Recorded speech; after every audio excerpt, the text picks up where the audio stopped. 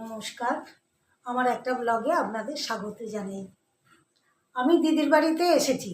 আমার দিদির আমার বাড়িতে যাওয়ার কথা ছিল। এক কাঁড়ি মাছ টাছ সব কেনা ফ্রিজে।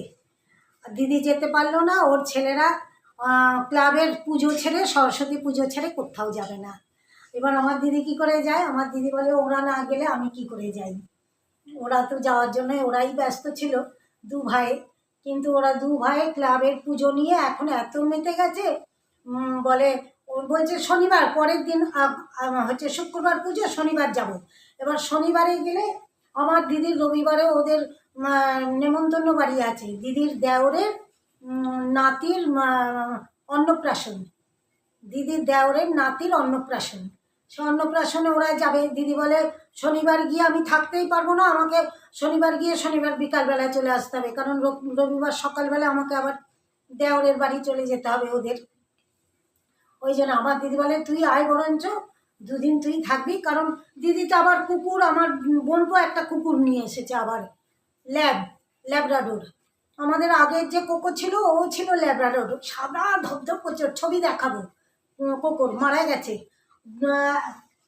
গত বছরের আগের বছরে মারা গেছে, আগস্ট মাসে, 2024 আগস্টে মারা গেছে আমাদের কোকো। ওর 3 বছরও বয়স হয়নি, মারা গেছে। এত সুন্দর কুকুর ছিল, বাঘের মতো। পাড়াশুদ্ধ লোক বলতো কি একটা বাঘ পুষেছিস, সাদা বাঘ, একদম সাদা ধপধপ করছে। আর কি চেহারা ছিল, কি লম্বা, এত সুন্দর ল্যাব্রাডোর, দেখতে দারুণ ছিল। তারপরে আমার এবারে যে কুকুরটাকে এনেছে এও ল্যাব্রাডোর, এও ল্যাব, কিন্তু আর এ তো ছেলে কুকুর। এ ভীষণ ভীতু।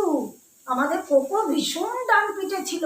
মেয়ে কুকুর হলে কি হবে, রে বাপ রে বাপ, ওকে 1 মিনিট কেউ ধরে রাখতে পারতো না, এমন ছটপটে কুকুর ছিল। আর এ এত শান্ত, এই আমাদের অস্কার এত শান্ত, অস্কারকে কেউ ওর কাছে গেলেই অস্কার ছুটে পালায় ভয়ে। ছেলে কুকুর এত ভীতু। দিয়ে দিচ্ছি এই যে দিদিদের গোটা সেদ্ধ, এই সব শীষ পালন, এইখানে সব আরও আছে, ওই দিকে আছে সব আনাজ, সব আনাজে ভর্তি, কড়াইশুঁটি সব কিছু আছে, বেগুন টেগুন সব এর ভেতরে প্যাকেটের মধ্যে মধ্যে সব এনেছে। তাই বলছে, দিদি বলছে ছবি এসে সব কুটে দেবে। আমি বলবো আমি কুটে দেবো? দিদি বলে না, ছবি এসে সব, ওই করে প্রত্যেক বছর কুটে দেয়। দিদি বলছে ছবি এসে গোটা সেদ্ধর সব বাজার কুটে দেবে। এই যে আমার দিদি গোটা সেদ্ধ রান্না করছে, আমাকে হাত দিতে নেই, আমার শ্বশুর বাড়িতে নেই তো, এই জন্য আমাকে হাত দিতে নেই।